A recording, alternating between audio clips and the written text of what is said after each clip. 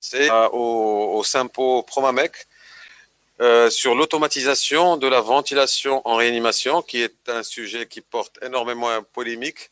Et j'invite Dr Garnero, qui est réanimatrice médicale, corrigez-moi si je me trompe, à l'hôpital de Toulon, pour nous parler de ce sujet extrêmement innovant.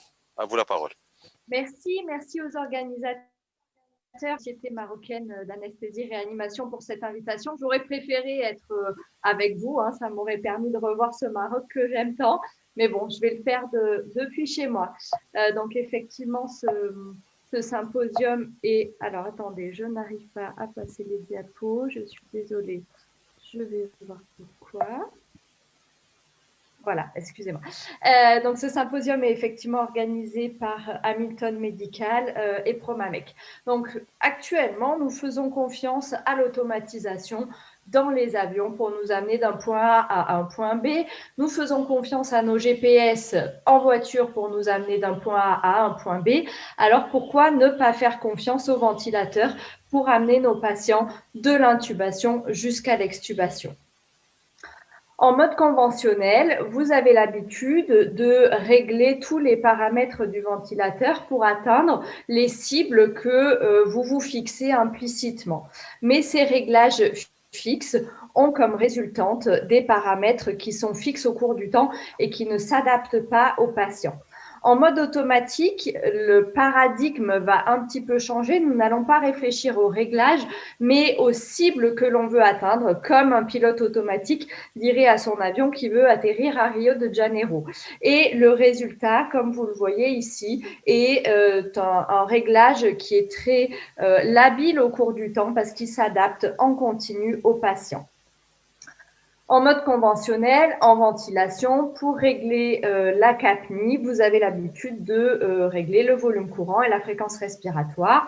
Pour contrôler l'oxygénation, vous réglez la FiO2 et la PEP. L'ASV, qui était un mode automatique ancien avec une boucle fermée, permettait aux cliniciens de régler uniquement le volume minute cible et le ventilateur en fonction de la mécanique respiratoire du patient. Choisissez la meilleure combinaison de volume courant et de fréquence respiratoire pour atteindre ce volume minute cible. La FiO2 et la PEP étaient réglées manuellement. L'Intellivent ASV est une évolution de l'ASV. Il a 3 boucles fermées. Une première boucle sur la ventilation qui est régulée en fonction de la capnie. La deuxième boucle est la boucle de l'ASV qui va permettre toujours d'adapter le volume courant et la fréquence respiratoire à la mécanique respiratoire du patient. Et la troisième boucle est la boucle d'oxygénation qui permet de réguler la FiO2 et la PEP sur la saturation.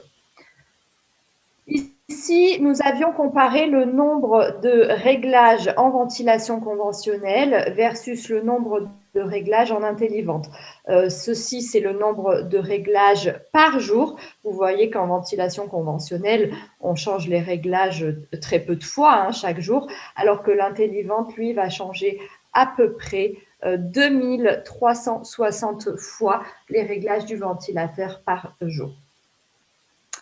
Quels sont les avantages cliniques de l'automatisation? Nous, dans notre réanimation, 100% des box ont des ventilateurs Hamilton et on utilise l'Intellivent ASV chez 99,9% des patients. Donc, je peux vous parler des avantages cliniques. Ça nous permet d'appliquer la protection pulmonaire à tous les patients. Ça permet une adaptation continue à la mécanique respiratoire et aux efforts. Ça prévient l'hypoxémie, l'hyperoxémie, l'hypocapnie et l'hypercapnie. On va voir comment. Ça permet de passer automatiquement d'un mode contrôlé à un mode spontané quand le patient va commencer à se réveiller. Ça diminue l'aide inspiratoire quand l'effort augmente grâce à un protocole de sevrage automatisé. Et ce protocole de sevrage automatisé évite le sevrage retardé. Donc, nous allons commencer par les spécificités de l'Intellivent ASV. On l'a dit, l'Intellivent ASV, c'est 3 boucles. Une première boucle sur le volume courant et la fréquence respiratoire qui se base sur la mécanique respiratoire du patient. Pour ceci, nous utilisons un capteur de débit proximal qui est branché juste à la sortie de la sonde d'intubation et qui mesure en continu les débits et les pressions. Nous avons un capnographe proximal qui permet de mesurer en continu le capno et une saturation avec sur le capno et la saturation des indices de qualité qui vont permettre de garantir la sécurité du patient. Commençons par la ventilation. Ici, on a ce qu'on appelle la carte de ventilation. Donc, vous avez en abscisse le TCO2 et en ordonnée la pression de crête. Ici, en bleu clair, les objectifs de capno que recherche l'Intellivent. Donc, chez les patients qui ne sont pas très graves, c'est-à-dire qui ont des pressions de crête qui ne sont pas très importantes, l'objectif de capno est entre 35 et 41, c'est que la différence entre la capno et la capnie, c'est-à-dire dans la gazométrie artérielle, est à peu près de 5 mm de mercure. C'est les rapports ventilation-perfusion qui font ça. Par contre, plus les patients sont graves, plus les objectifs de capnie vont être importants. Hein, c'est ce qu'on appelle l'hypercapnie permissive. Et l'Intellivent applique chez tous les patients ce concept d'hypercapnie permissive. Vous allez pouvoir choisir des conditions de ventilation qui vont avoir des objectifs de ventilation différents, les patients SDRA, les patients avec des lésions cérébrales ou les patients hypercapniques chroniques. Et la ventilation, comme on le voit ici, est exprimée en pourcentage de ventilation minute. La ventilation physiologique est de 100 ml par kilo de poids idéal et par minute. Donc, c'est assez facile de faire le calcul en fonction de ce pourcentage de ventilation minute. Vous pouvez bien sûr changer les cibles de TCO2 en fonction de votre patient, du gradient artériolo-alvéolaire, c'est-à-dire des rapports ventilation-perfusion, grâce à ce target shift qui permet de switcher vers la droite ou vers la gauche les objectifs de capno. Et encore une fois, vous avez la possibilité de choisir des conditions ventilatoires. ARDS, ça ne va pas changer les objectifs de capnie puisque l'hypercapnie permissive est appliquée à tous les patients. Par contre, si vous choisissez brain injury, lésion cérébrale, un strict contrôle de la capnie sera réalisé quelle que soit la pression inspiratoire et en cas d'hypercapnie chronique, les objectifs sont switchés vers la droite de 5 mm de mercure. Dans cette étude, nous avons regardé en fonction des conditions ventilatoires, les patients à poumons normaux, les patients SDRA et les patients BPCO, les paramètres du ventilateur et les paramètres gazométriques. Donc, vous voyez ici que le volume courant est différent en fonction de la pathologie du patient, hein, plus faible chez les patients SDRA. Vous allez me dire le chiffre peu élevé, on en rediscutera quand on parlera de l'ASV. Comme je vous le disais, ici, les gazométries avec une capnie qui est différente selon que les patients aient des poumons normaux, des poumons SDRA ou souffrant de BPCO. Une autre étude plus récente, là encore, vous voyez que les gazométries sont différentes en fonction des pathologies dont souffrent les patients, avec des PaCO2 plus faibles chez les patients à poumons normaux que chez les patients BPCO ou LDRA. Donc ça, c'était la première boucle de régulation de la ventilation sur le TCO2 qui régule le pourcentage de ventilation minute. Une fois que ce pourcentage de ventilation minute a été déterminé, la boucle de l'ASV va déterminer en fonction de la mécanique ventilatoire et du moindre travail respiratoire. C'est basé sur des très vieux concepts physiologiques d'Otis et de Med. Ça va déterminer la meilleure combinaison de fréquence respiratoire et de volume courant pour tel patient pour atteindre tel objectif de ventilation minute. Et tout ça est basé sur la constante de temps expiratoire. La constante de temps expiratoire, c'est le produit des résistances et de la compliance. Donc, chez les sujets à poumons normaux qui ont des résistances et des compliances normales, la constante de temps est aux alentours de 0,6. Chez les sujets obstructifs, chez qui les résistances sont augmentées, cette constante de temps va être augmentée. Et chez les sujets restrictifs, chez qui la compliance est abaissée, cette constante de temps va être abaissée. La constante de temps, quand on utilise l'ASV, est très importante à regarder parce qu'elle nous permet de comprendre pourquoi le ventilateur va choisir plutôt de faire des hauts volumes et des basses fréquences ou à l'inverse des petits volumes à haute fréquence. Je vous l'ai montré tout à l'heure, l'ASV et l'Intellivent va choisir des volumes courants différents en fonction de la pathologie dont souffre le patient. Il y avait l'ASV classique qui date de 1998, donc du siècle dernier, qui était basé uniquement sur la formule d'Otis et ceci ne répondait pas vraiment à nos guidelines actuelles sur la ventilation des patients SDRA. Vous voyez, 7,5 millilitres par kilo. Donc, une nouvelle formule a été ajoutée. C'est aussi une formule physiologique qui parle de la moindre force respiratoire. Et c'est ce qu'on utilise depuis 2016. C'est l'ASV 1.1. Et cet ASV 1.1 a permis de baisser le volume courant des patients SDRA autour de 6,5 millilitres par kilo. Et vous voyez jusqu'à 5,6 millilitres par kilo pour les patients les plus graves.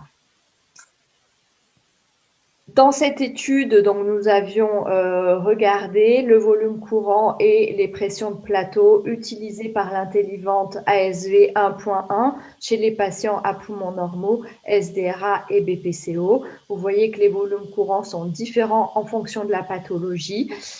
Et la pression de plateau également est adaptée à la pathologie du patient.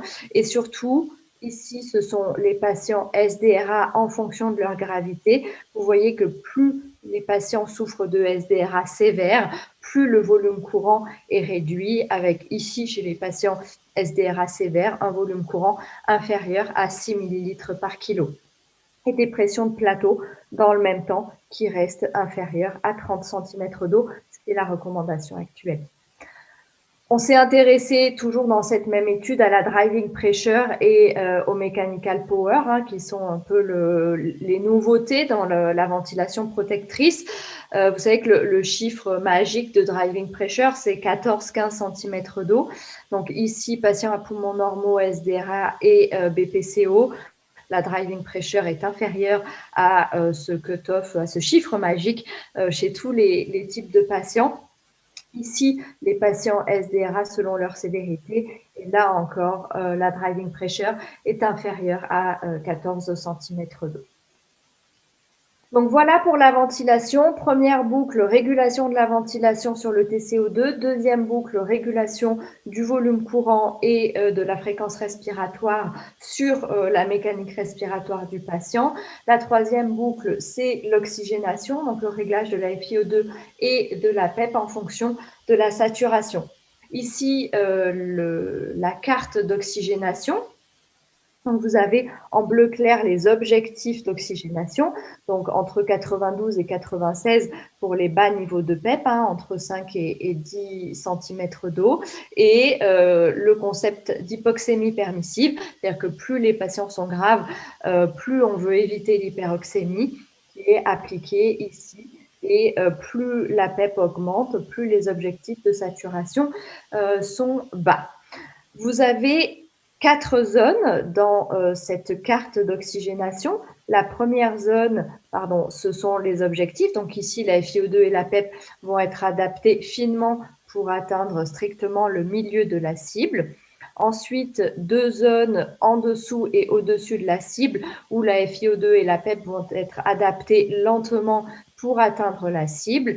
Et ici, une zone d'urgence où le patient désature profondément et à ce moment-là, la FiO2 augmente directement à 100%. Comment a été construite la table d'augmentation et de diminution de PEP et de FiO2 ? Selon les travaux de l'RDS Network et des papiers qui ont été publiés dans le New England. Donc, l'augmentation, c'est la table de PIP FiO2 basse et la diminution du traitement, c'est la table de PIP FiO2 haute pour essayer de maintenir ouvert le poumon. Hein, c'est l'open lung concept. Là aussi, vous avez la possibilité de changer les cibles de saturation en fonction de vos patients et vous avez également la possibilité de choisir patients SDRA, patients avec lésions cérébrales chez qui on ne veut absolument pas d'hypoxémie et les patients hypercapniques chroniques où à l'inverse, on va autoriser un niveau d'hypoxémie plus grand. Et encore le target shift qui vous permet de switcher vos objectifs vers la droite ou vers la gauche.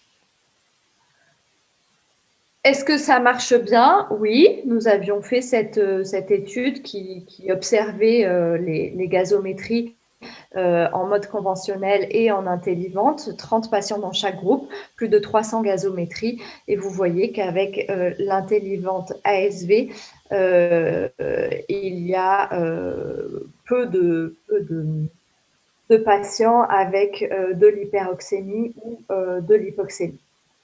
Donc, les objectifs sont strictement atteints. Dans cette étude observationnelle, vous avez ici les chiffres de PaCO2 obtenus, hein, aux alentours de 80 mm de mercure. Donc, encore une fois, cette boucle de régulation de l'oxygénation marche également très bien. Donc, ça, c'était pour les patients actifs. Une fois que les patients passent en ventilation spontanée, on sait qu'avoir un protocole de sevrage automatisé, protocolisé, permet de diminuer les durées de ventilation mécanique et donc les outcomes. Donc, l'Intellivante intègre un protocole de sevrage rapide avec plusieurs phases. La première phase, donc le patient est passif sédaté, on n'active pas le sevrage rapide. Puis, lorsque l'on décide d'arrêter les sédations profondes, donc on en parlait tout à l'heure, hein, quand on veut atteindre des objectifs plus légers, on active le sevrage rapide et dès que le patient commence à respirer, à avoir une ventilation spontanée, l'Intellivante va baisser de manière rapide l'aide pour atteindre l'aide respiratoire minimale dont a besoin le patient. Quand il a atteint cette aide inspiratoire minimale, il va observer le patient pendant un certain temps que vous aurez défini pour savoir si le patient reste dans ses critères respiratoires de sevrabilité. Et si c'est le cas, il va pouvoir réaliser des épreuves de sevrage automatique dont il vous donnera le résultat. Ça ne concerne que la partie ventilatoire hein, de la sevrabilité, mais ça vous dira si votre patient est extubable sur le plan respiratoire. Comment c'est montré sur le ventilateur? La première phase, c'est celle-là, hein, c'est la phase de vérification des conditions où l'aide va être baissée progressivement.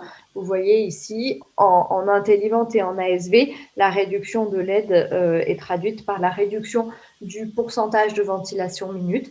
Donc, le pourcentage de ventilation minute va baisser progressivement jusqu'à atteindre l'aide inspiratoire minimale.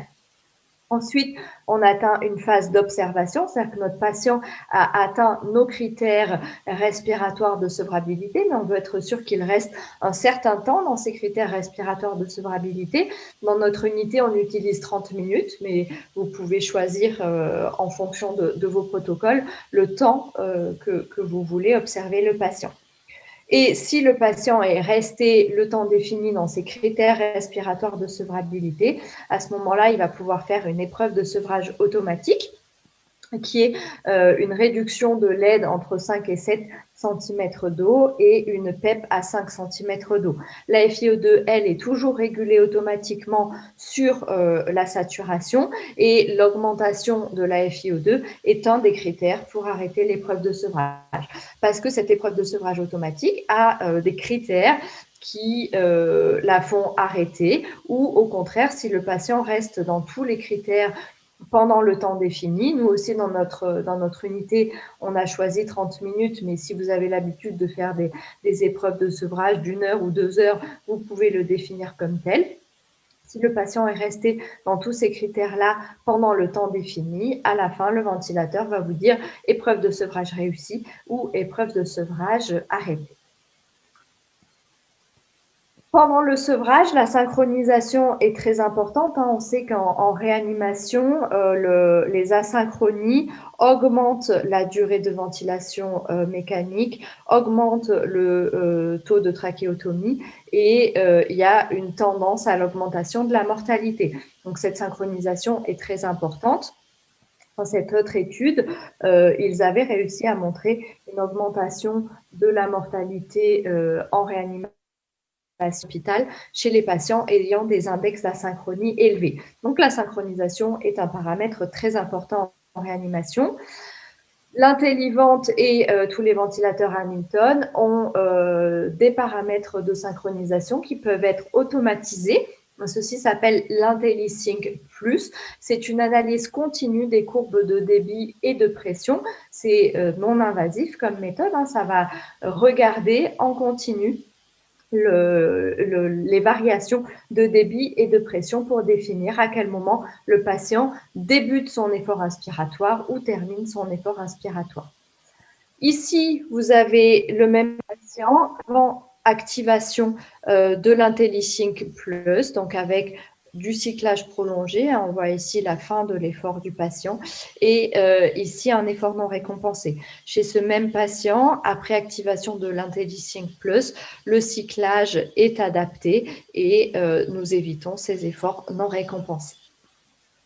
Ceci a été testé sur les plateformes pneumatiques et les plateformes à turbine. Donc, je crois que vous avez possibilité d'avoir ces deux types de plateformes au Maroc.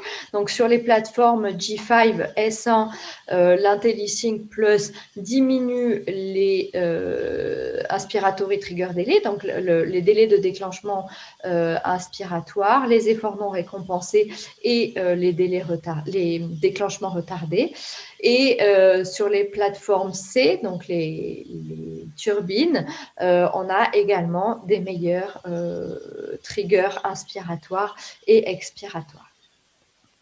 Donc l'Intellivent a été étudié dans plusieurs études, essentiellement en Europe, puisqu'il n'a pas encore le marquage de la FDA, mais il y a une étude qui va commencer pour permettre ce marquage FDA. Donc, vous voyez, il y a déjà eu 8 études de sécurité, 3 études de faisabilité et 2 études préliminaires sur les outcomes qui ont permis d'écrire le protocole de la grande étude randomisée multicentrique internationale qui va débuter. Les avantages organisationnels de l'Intellivent, c'est d'utiliser le même mode ventilatoire de l'intubation jusqu'à l'extubation, d'utiliser un même mode ventilatoire pour tous les patients, avec des règles qui sont définies pour différentes catégories de patients, SDRA, BPCO, lésions cérébrales ou les patients à poumons normaux. Ça inclut un protocole de sevrage automatisé, ce qui est les recommandations actuellement. Ça diminue nettement ça diminue clairement la charge de travail médicale et paramédicale. Et nous avons utilisé l'Intellivent chez tous nos patients Covid. On en est presque à 150 patients entre les 2 vagues. Tous ont été ventilés en Intellivent sans aucun problème et au contraire, ça nous permettait de ne pas rentrer trop souvent dans une adaptation continue de tous les paramètres. Donc, en conclusion, l'Intellivent ASV, c'est une automatisation de la ventilation, de l'oxygénation, du sevrage, de la synchronisation, de l'intubation à l'extubation, mais ça nécessite un vrai changement de paradigme parce que ça n'est plus au réglage qu'il faut penser, mais aux cibles. Enfin, il y a aujourd'hui plusieurs milliers de patients qui ont été ventilés en Intellivent ASV sans aucun problème de sécurité.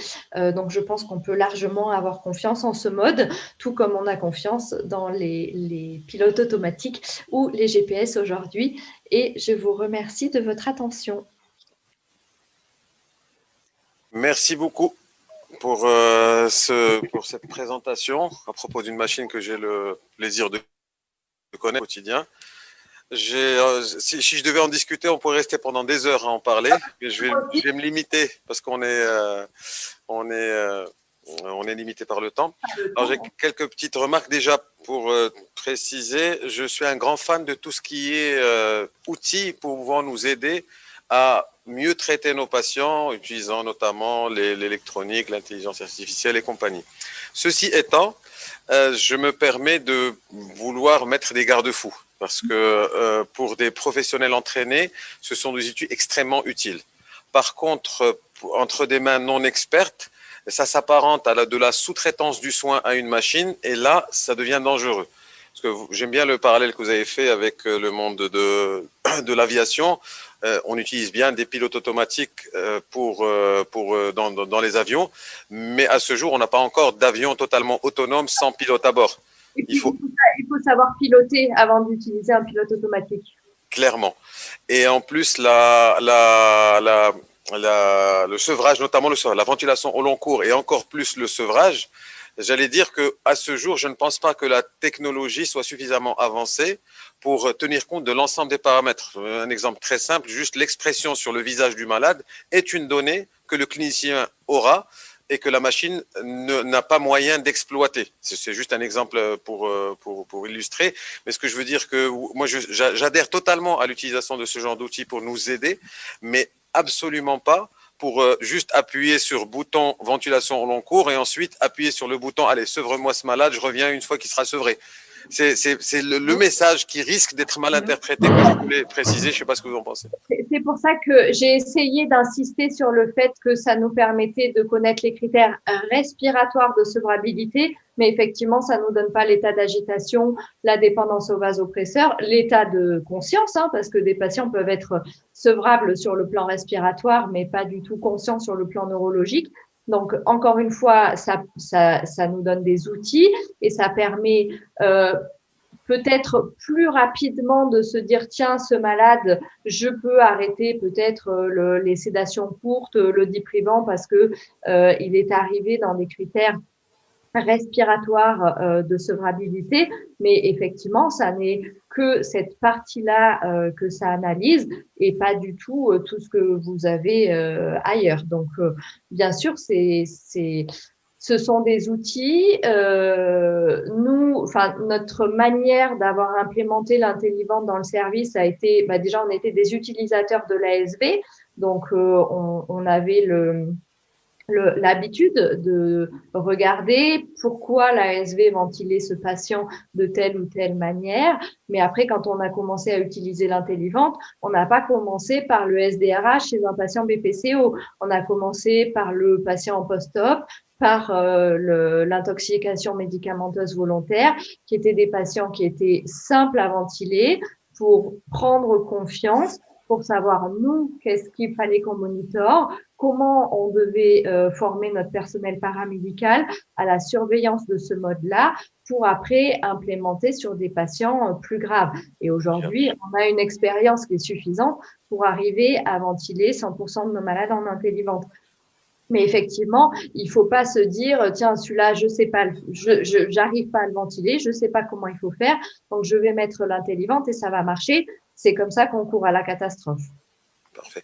Merci de me donner la transition sur le deuxième volet que je voulais aborder avec vous, vu que vous avez dit que vous aviez 100% de votre parc installé qui était justement muni de ces technologies. C'est le volet formation, parce que à l'intérieur de nos hôpitaux, à part le soin, il y a aussi le côté formation qu'on doit assurer et apprendre à un jeune médecin à faire de la ventilation artificielle en lui mettant des technologies entre les mains, ça équivaudrait à, sur une auto-école, à apprendre à quelqu'un à conduire uniquement en vitesse automatique, ce qui est peut-être pas bon pour sa formation. Donc, je vous pose la question, comment est-ce que vous gérez la formation de vos résidents ou de vos médecins en formation en ayant cet outil à disposition?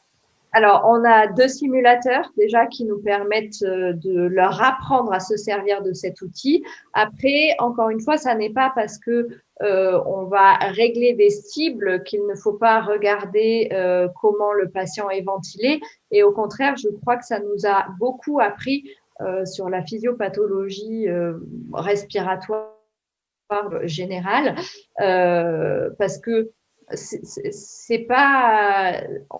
Bien sûr qu'on lui fait confiance, hein, depuis, on utilise ce mode chez tous les patients depuis 2010, donc on a appris à avoir confiance en lui, mais ça ne nous empêche pas de regarder plusieurs fois par jour ce qu'il fait.